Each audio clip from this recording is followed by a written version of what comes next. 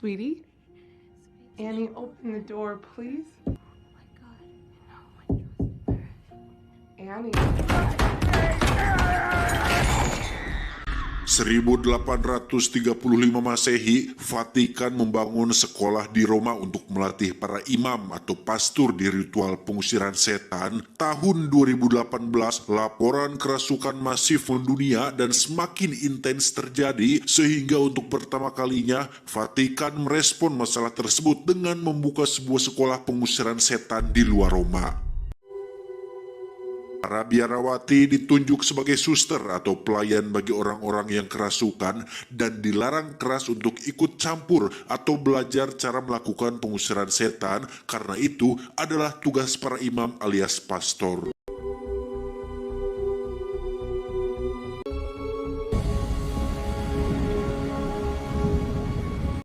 Kisah akan berfokus pada seorang biarawati bernama Ani yang sedang menceritakan tentang masa lalu ibunya yang didiagnosa mengidap skizofrenia. Adegannya ada di awal film tadi, di mana setelah Ani dewasa, dia akhirnya menyadari jika sang ibu bukanlah mengidap penyakit medis, melainkan mengalami suatu fenomena supranatural yang dinamakan kerasukan. It was the thing inside her. She was possessed. Dan inilah universitas pengusiran setan pertama yang ada di Boston, Amerika Serikat, di mana Annie untuk pertama kalinya mendapat tugas untuk merawat orang-orang yang kerasukan, di mana para pasien yang kerasukan diperlakukan layaknya pasien rumah sakit dengan standar internasional, punya kamar sendiri, diberikan obat-obat medis, serta mendapatkan treatment yang tidak jauh beda dengan rumah sakit konvensional pada umumnya. The very structure you're sitting in was built before being approved the rite of exorcism. And that's where psychiatrists like myself come in. Hanya satu yang membedakan tempat ini dengan rumah sakit biasa adalah pada jam-jam tertentu, para pasien akan mengamuk secara tiba-tiba, bahkan berpotensi mencelakai dirinya sendiri, bahkan orang lain, sehingga diperlukan penanganan khusus berbau supranatural untuk menyembuhkan penyakit tidak biasa kepada para pasien-pasien ini.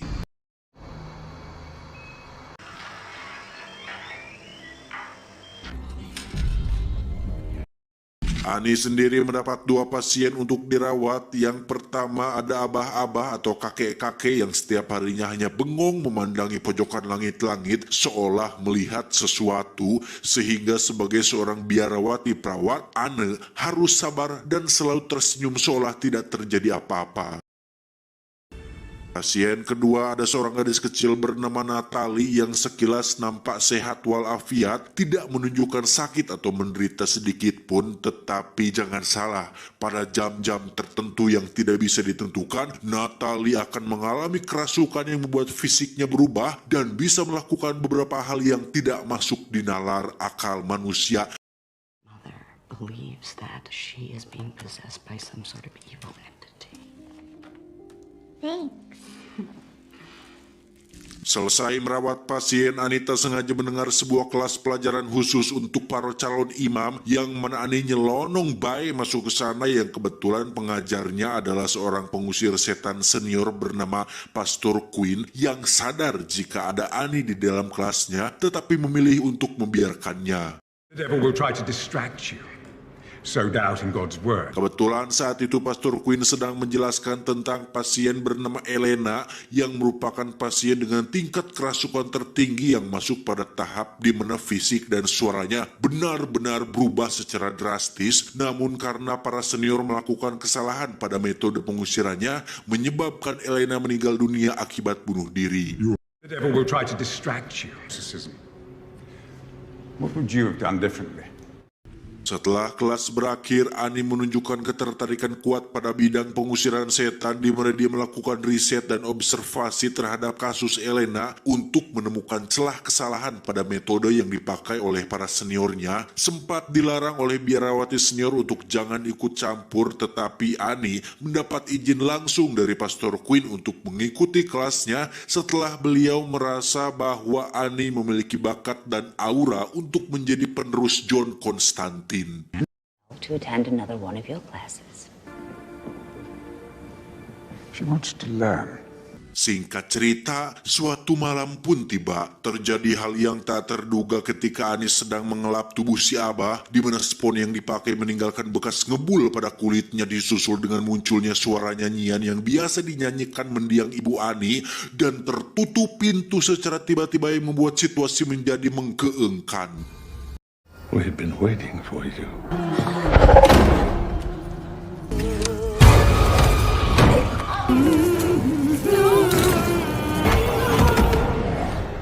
Beberapa waktu berlalu, Ani kini resmi menjadi salah satu murid kelasnya Pastor Quinn, yang mana saat ini para murid akan melaksanakan praktik pengusiran setan langsung kepada para pasien dengan tingkat kerasukan tertinggi, yang lokasinya sendiri berada di ruang bawah tanah gedung ini, khusus untuk mengurung para pasien yang berpotensi bisa membahayakan orang di sekitarnya. Dr. Peter's preliminary diagnosis was idiopathic.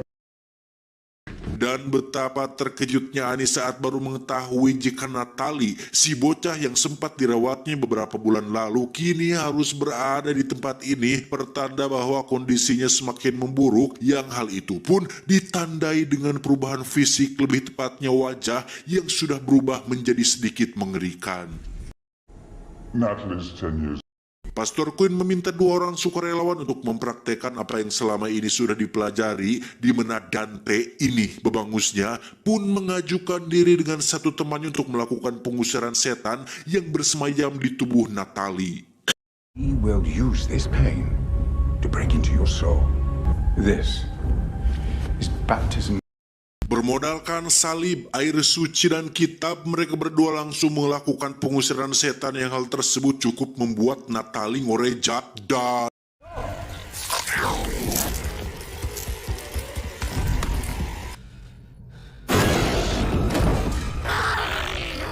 dan entah kenapa setan nampaknya tertarik dengan sosok Ani, yang hal itu kembali dibuktikan ketika Natalie berjalan mendekati posisi Ani, kemudian menutup kedua matanya dengan telapak tangan, dan kemunculan semacam stigmata yang disusul dengan keluarnya banyak belatung dari tanda tersebut. Commit to the words.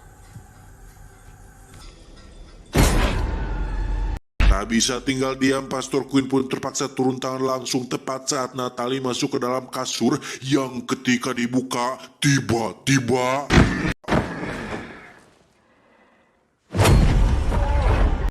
dengan inisiatif yang tinggi, Ani pun memutuskan untuk masuk ke dalam dan mulai membacakan kata-kata pengusiran, yang mana kita akan melihat suatu bentuk kerasukan dengan tingkat ekstrim dan mustahil, tetapi berhasil diatasi dengan baik oleh Ani yang dibantu oleh Pastor Quinn.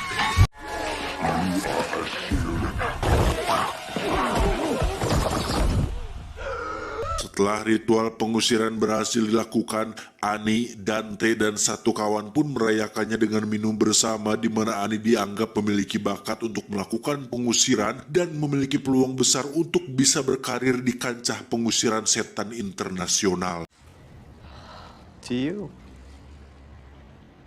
Keesokannya, Ani kembali mengunjungi Natalie yang ternyata masih dikurung di ruangan yang sama. Natalie rupanya belum sembuh total dari gejala kerasukannya, sehingga Ani segera menemui Pastor Quinn untuk mengatakan bahwa Natalie resmi masuk dalam kategori kerasukan tinggi dan akan diserahkan kepada Vatikan untuk mendapat penanganan lebih lanjut oleh para pengusir setan profesional yang jauh lebih berpengalaman. Only be handled. By the most skilled exorcists. Merasa bahwa keputusan Pastor Quinn tidak betul, Ani dibantu Dante pun mencoba menelusuri lebih dalam tentang apa yang akan terjadi ketika pasien masuk dalam kategori kerasukan tinggi dan dikirim ke Vatikan, di mana Ani mendapati 90% kasus ini pasti berakhir dengan kematian.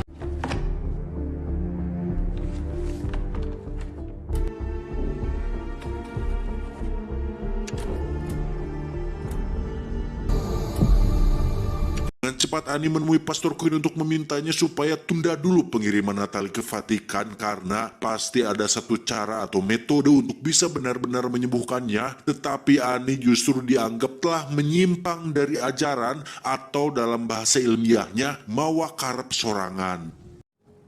Father, What's going on with Natalie? They restricted access. Why? Dante menemui Annie untuk memberitahunya bahwa mungkin ada satu cara supaya Natalie tidak jadi dibawa ke Vatikan, di mana Dante memiliki seorang adik bernama Emilia yang diperkosa dan hamil, depresi, kemudian mengalami fenomena kerasukan yang membuatnya harus dikurung di kamar setiap hari. Nah, apabila Annie bisa menyembuhkan adiknya menggunakan metode yang dia pakai sendiri, mungkin Pastor Quinn dan pihak sekolah akan mempertimbangkan kembali keputusan mereka untuk memindahkan Natalie ke Vatikan. My sister doesn't have much time left, and I saw you with Natalie.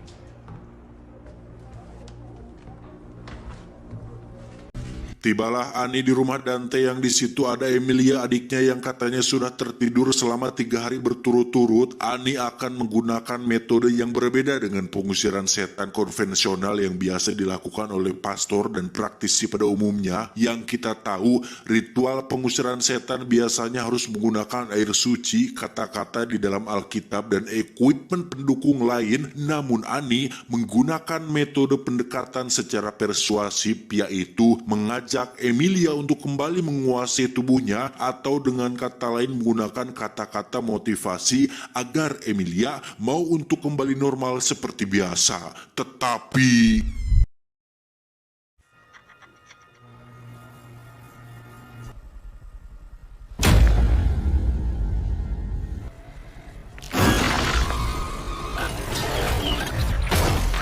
ya, di tengah bahaya karena kipas angin yang berputar dan bisa menyebabkan mereka terluka, Annie tetap konsisten dengan mengajak Emilia untuk tetap kuat dan kalahkan iblis yang bersemayam di dalam tubuhnya, hingga akhirnya metode itu berhasil membuat iblis tersebut menyerah dan membuat Emilia kembali pada tubuhnya.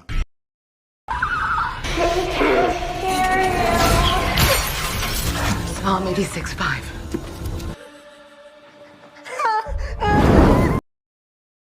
Entah sudah berhasil atau belum, setidaknya Emilia bisa menangis dan memeluk Annie, pertanda bahwa kini dia bisa berdamai dengan fakta bahwa dirinya hamil akibat perkosaan tersebut, yang mana saat Annie sudah tiba di rumah dan sedang sendirian, dia mengalami fenomena supranatural ketika dirinya masih dibayang-bayangi oleh masa lalu ibunya yang sering menyisir rambut Annie dan melakukan kekerasan ketika mulai kerasukan, dan bentuk fenomena ini benar-benar terjadi secara real ketika sehelai rambut keluar tepat dari dalam bola matanya.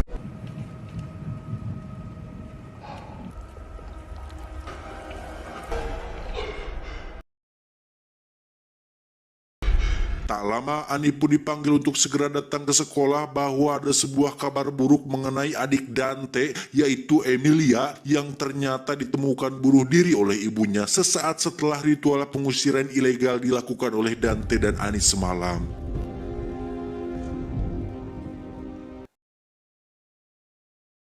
Akibat kejadian ini, Annie dikirim kembali ke gerejanya melakukan aktivitas seperti biarawati pada umumnya, yang tentu saja dengan pikiran dan perasaan yang masih tak terima dengan keputusan para dewan, hingga akhirnya tak lama muncullah Dante yang memberitahu kondisi terkini Natalie, yang diketahui telah terjadi insiden mengerikan saat kerasukan Natalie kembali kambuh. 2 penjaga dan 1 pastor ditemukan tewas dengan Natalie yang duduk sambil memegang kalung salib. Akibatnya, Natalie terpaksa harus dibawa ke dalam katakombe atau ruangan kuburan bawah tanah yang terletak tepat di bawah gedung sekolah, yang apabila Natalie tidak kunjung sembuh dalam waktu sekitar 3 hari, maka mereka akan segera membawa Natalie ke Vatikan untuk penanganan lebih lanjut. Disinilah akhirnya terungkap jika Natalie ternyata adalah anak kandung dari Annie. Semuanya bermula ketika Annie hamil muda dan merasa belum siap mental untuk mengurus anak, sehingga Annie memilih menitipkannya kepada orang lain yang kini menjadi orang tua angkatnya, dan itulah alasan lain kenapa Annie sangat ingin sekali menyembuhkan Natalie sebelum dibawa ke Vatikan. And I wrapped it around the wrist of Natalie is my daughter. Tanpa berpikir panjang lagi, mereka berdua pun segera menuju katakombe yang dimaksud, yang lokasinya ternyata sangat-sangat menyeramkan dan pencahayaan yang sangat minim. Di situ sudah ada 3 orang pastor sedang mendoakan Natalie yang tengah duduk terdiam di balik jeruji besi. Yang ketika Natalie menyadari akan keberadaan Annie, lampu tiba-tiba mati dan...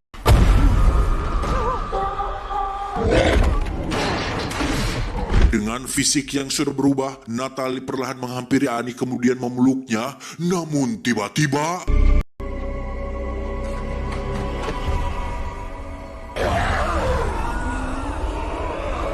Ya, si iblis jahat resmi pindah ke tubuh Annie. Sehingga melihat kesempatan tersebut, Dante segera membawa Natalie untuk diamankan, sementara Annie melayang dengan melawan hukum gravitasi yang fenomena tersebut sudah tidak bisa lagi dijelaskan secara manuk akal.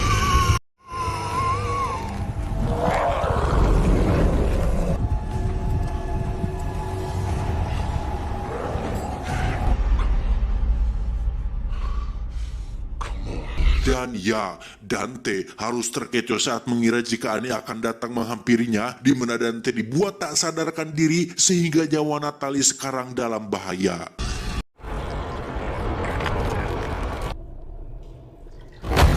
Saat sedang akan membunuh Natalie itulah Annie yang kerasukan seketika teringat dengan masa lalu dirinya bersama sang ibu, di mana Annie diperlihatkan dengan sebuah fakta bahwa sebelum ibunya tewas bunuh diri, beliau rupanya terus berusaha melawan iblis yang ada pada tubuhnya, sehingga itu menjadi semangat bagi Annie untuk melawan iblis yang saat ini menguasai tubuhnya juga. Dengan kekuatan semangat dan datang bulan, Annie mencoba mengendalikan tubuhnya dengan menempelkan salib pada dahinya dan membuat tubuhnya tenggelam ke dalam kolam air suci.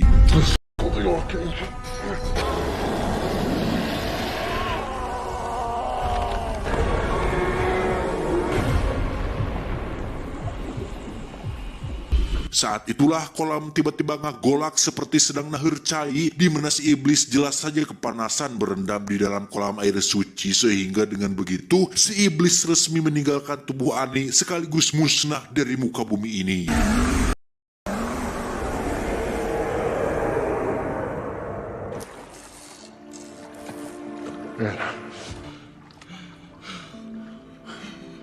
Keesokannya ketika Annie masih tergulai lemas di ranjang kamar khusus, muncullah Natalie dan ibu angkatnya yang ingin mengucapkan rasa terima kasih sebesar-besarnya tanpa belum mengetahui jika Annie adalah ibu kandungnya.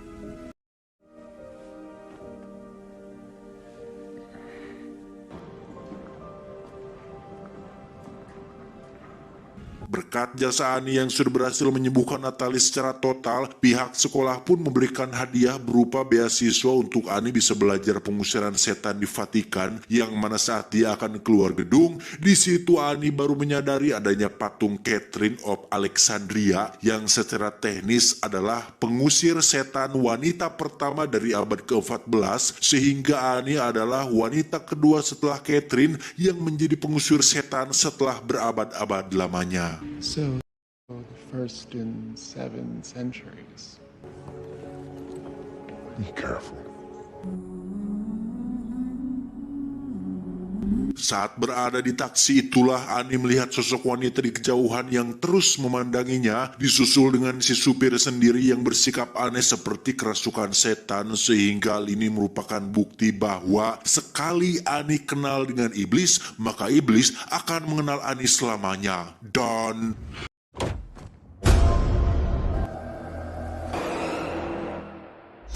tamat ending yang cukup mengeksorsismkan. Pesan yang bisa kita ambil dari film ini adalah malaikat tidak pernah salah, setan tidak pernah benar, sedangkan manusia bisa salah dan benar. Maka kita dianjurkan saling mengingatkan, bukan saling menyalahkan. Ingat, musuh manusia bukanlah setan, melainkan dirinya sendiri.